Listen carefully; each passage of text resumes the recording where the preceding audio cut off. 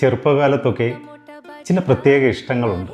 ഒരു പുതിയ സോപ്പ് കിട്ടിയാൽ ആദ്യം അത് ഉപയോഗിക്കണമെന്നുള്ള ഒരാഗ്രഹം. അതിൻ്റെ കവറൊന്ന് മാറ്റിക്കഴിയുമ്പോൾ അതിൻ്റെ പുതുമണം, ഇത് ആസ്വദിച്ചുകൊണ്ട് കുളിക്കാനുള്ള ഒരു പ്രത്യേക ആഗ്രഹം. അതേപോലെയാണ് പുതിയ പുസ്തകം. അതിനൊരു നല്ല മണമുണ്ട്. ഈ പുത്തൻ മണം ആസ്വദിക്കുമ്പോൾ കിട്ടുന്ന ഒരു സുഖമുണ്ട്.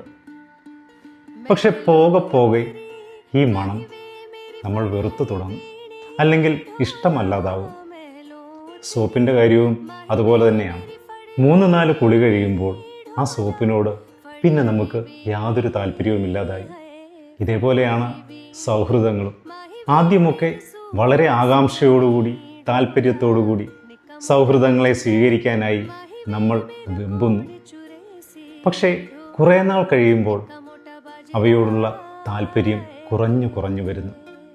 പിന്നീട് അവയെ അവഗണിക്കാനുള്ള ഒരു വെമ്പലാണ്. പറയാനുള്ളതെല്ലാം പറഞ്ഞു കഴിയുമ്പോൾ, കേൾക്കാനുള്ളതെല്ലാം കേട്ട് കഴിയുമ്പോൾ ആ സൗഹൃദങ്ങളും സോപ്പ് പോലെയും പുസ്തകങ്ങൾ പോലെയും അവഗണിക്കപ്പെട്ടു പോകും. ഇങ്ങനെ അവഗണിക്കപ്പെടാതിരിക്കണമെങ്കിൽ ആ സൗഹൃദങ്ങൾ, ആ ബന്ധങ്ങൾ എപ്പോഴും പുതുമയുള്ള പുസ്തകങ്ങളും പുതുമയുള്ള സോപ്പുമായി നിലനിൽക്കേണ്ടി വരും.